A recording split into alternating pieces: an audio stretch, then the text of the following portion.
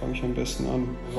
Ich glaube, das müsste 2009, 2010 müsste das gewesen sein, waren wir in Spa-Francorchamps auf einem Trackday, waren wir unterwegs. Der damalige Freund von meiner Schwester hat dort ein paar Autos ausgestellt. Dann hat er ein paar Leute gebraucht, die die Autos hochfahren können. Meine Kumpels und ich sind dann mit den Fahrzeugen dort zur Strecke gefahren. Die Fahrzeuge wurden dann dort in den Boxen ausgestellt, ne? Um dann potenzielle Käufer zu finden für diese Fahrzeuge. Dann sind wir über die Strecke gefahren, ein paar Runden über die Strecke mit den Autos. Am Nachmittag sind wir dann, als es ein bisschen ruhiger wurde, sind wir durch die Boxengassen gefahren und dann standen wir vor einem weißen 911er. Das war der Moment, wo ich wusste, dass ich einen 911er haben wollte.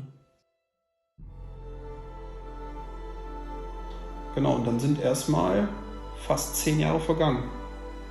Und dann habe ich mich so langsam so ein bisschen auf die Suche gemacht. Dann hat mich wiederum ein Kumpel angerufen und hat gesagt so, ey Max, ich habe ein ganz interessantes Auto für dich. Ja, und dann, wie gesagt, bin ich dann hin und habe den dann aufgebockt, sprich auf der Hebebühne habe ich dann gesehen, war genau auf Augenhöhe, ja, und dann ist es mir direkt aufgefallen, boah krass, wie breit ist der, ja. Der hatte hinten noch den Turboflügel drauf.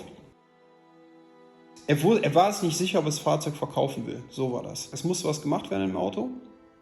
Deshalb war das Fahrzeug in der Werkstatt. Und er war sich noch nicht so ganz sicher, ob er das Fahrzeug abgeben will. Ich glaube, dadurch, dass ich auf einmal dann so angefixt war und unbedingt das Fahrzeug haben wollte, hat er dann gemerkt, okay, das Fahrzeug kommt in gute Hände. Ne?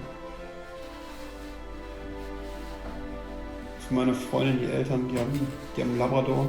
Das ist ein super süßer Hund und mit dem ich auch öfters spazieren gehe und so weiter. Ja, Henry heißt der Hund von Schwiegereltern.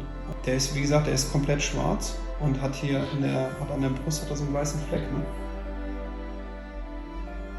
Ist so eine treue Seele. Ne? Wenn du ankommst, der freut sich jedes Mal. Ne? Henry habe ich irgendwie mein Herz geschlossen. Habe ich gedacht, warum nennst du das Auto nicht Henry? Ja? Das Auto hat mich bis dato, ich bin schon einige Kilometer gefahren, auch in sengender Hitze. Das Auto hat mich nie hängen lassen. Henry ist Teil der Familie.